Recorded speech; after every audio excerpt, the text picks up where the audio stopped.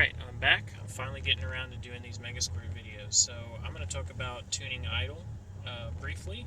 You can see here my idle is oscillating pretty bad.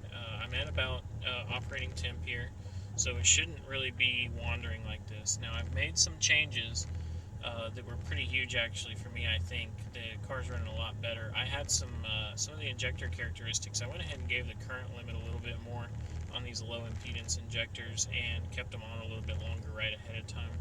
The danger of overdoing these values is that you can overheat your injectors, so you don't want to go and do that.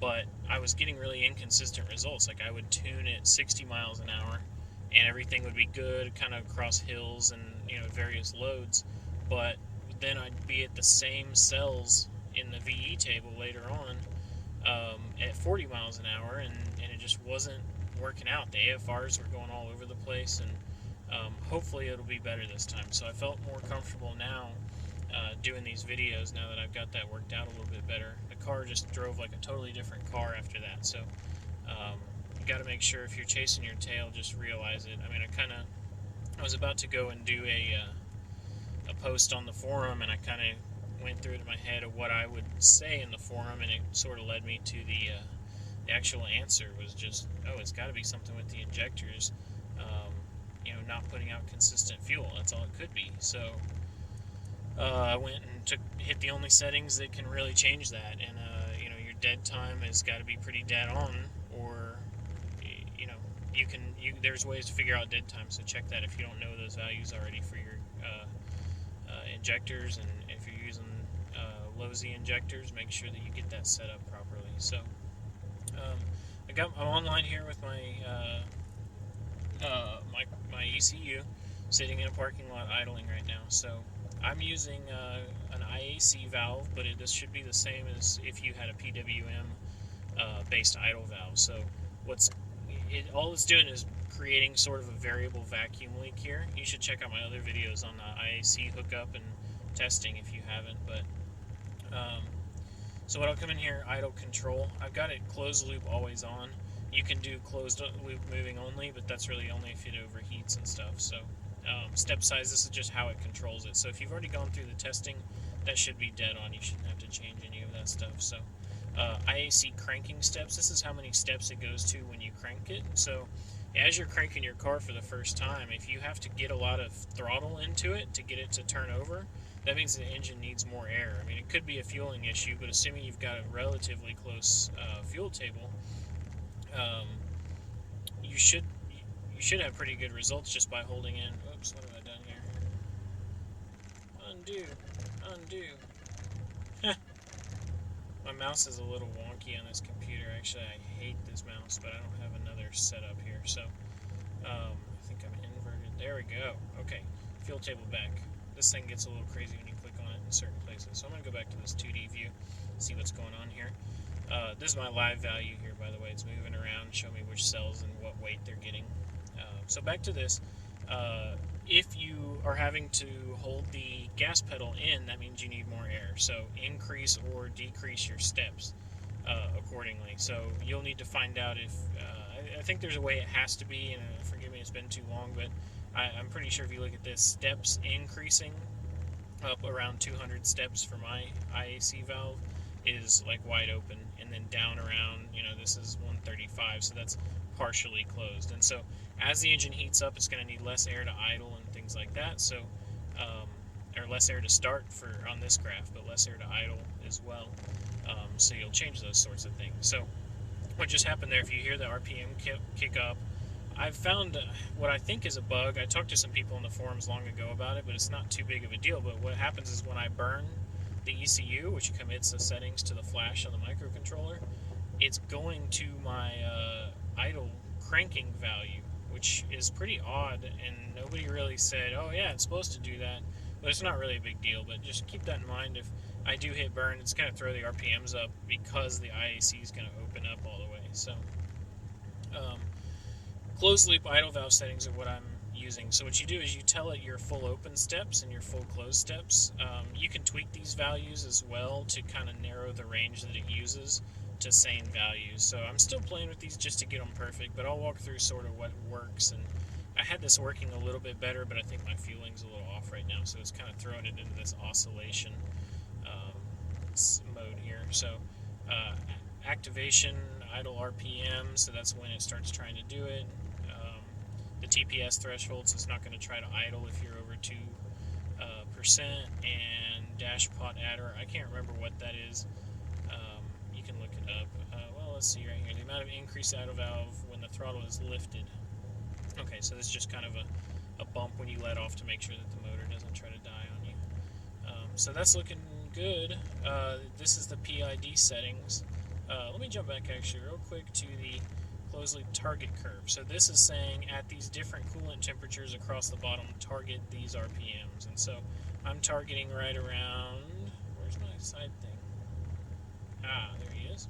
So I'm targeting somewhere around 11:15, 11:16 at warmed up temperature. So this is where I'm at now. And everything, that's fine. That's close to stock, or pretty close to stock idle. It's not obnoxious, which is all I really care about. So that brings us to, whoops, wrong one. That brings us to the PID settings. So minimum steps for PID. I can't recall all this. It's been a long time, but the minimum steps of PID code we'll use while engaged. It seems a little odd that that's that high.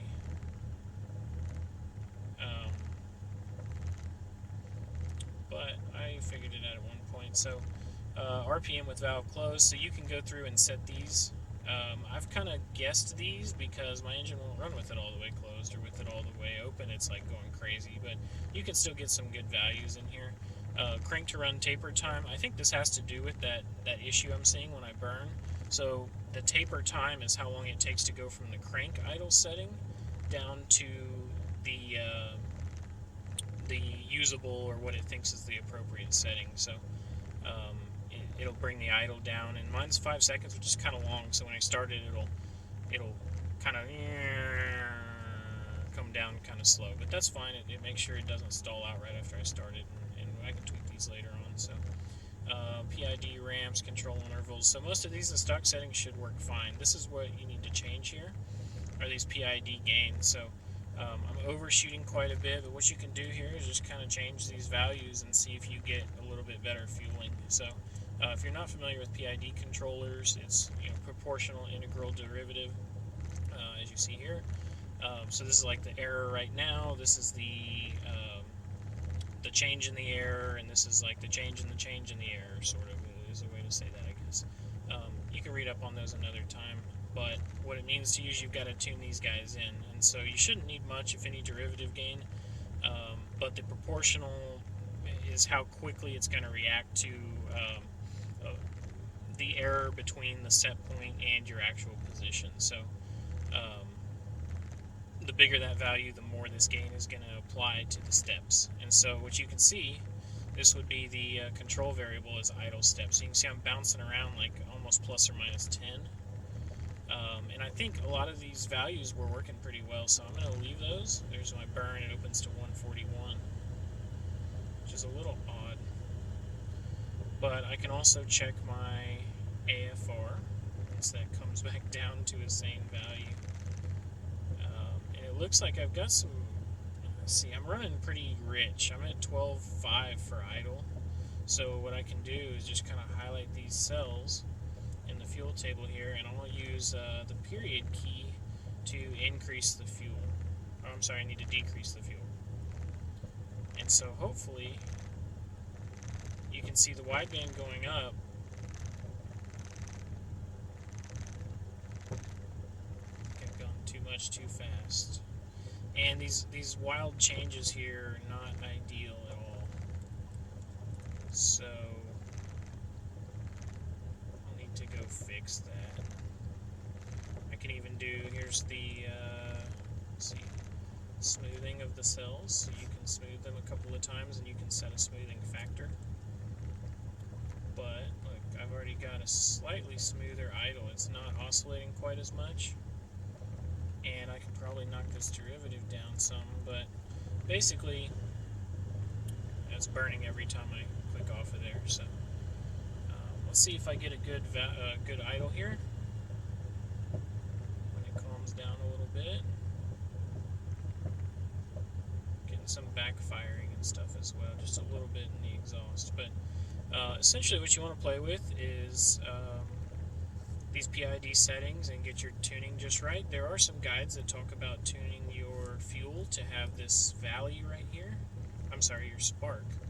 Let's see if I don't know how I can zoom in on that here. Let's do this. So this little valley here, to where when it starts to try to die, it advances the timing. So that was in the DIY, DIY Auto Tune, I believe, has that guide. So that's a little bit helpful to get a good idle. I'm doing okay right now. It's still idling kind of rough. I'm not going to spend all night on this because I want to go out and drive this thing.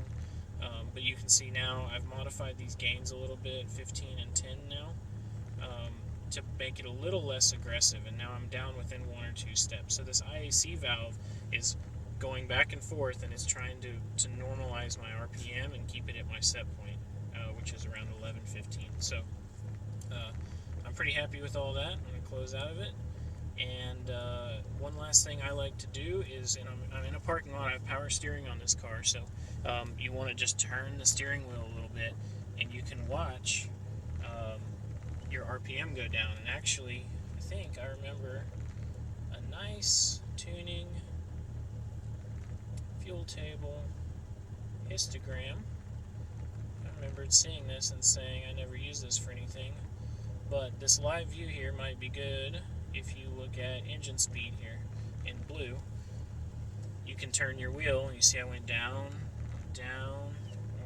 but I've got it tuned pretty good here. So what I'm doing is putting an artificial load on the car. It's not really artificial, it's a real load of the power steering, just sitting still trying to spin the tires on the concrete. So if you do that without good PID idle tune, it's quite possible that you're going to kill the motor. And you can do the same thing with the air conditioner, or maybe do a combination of both, or anything else you can do that'll load the motor up. So that's about it for idle tuning. There's a lot of good guides out there. You ought to check them out. I'm not really a guru on this. I've done just this car, and that goes with the rest of the tuning videos. So take them with a grain of salt, but I'm just doing my best here to show you sort of what this is capable of. And I'm driving down the road good enough to get a speeding ticket at least, so that at least says something about this tuning process. So got my gauges set up here, ready to go tuning, and catch me in the next video for tuning some crews and hopefully doing some boosted runs and things like that. So catch you next time, and subscribe if you're digging these videos, and hopefully I'll be wrapping this series up pretty soon, but I got at least a few more videos I want to do before I'm all done. So have a good one. See you next time.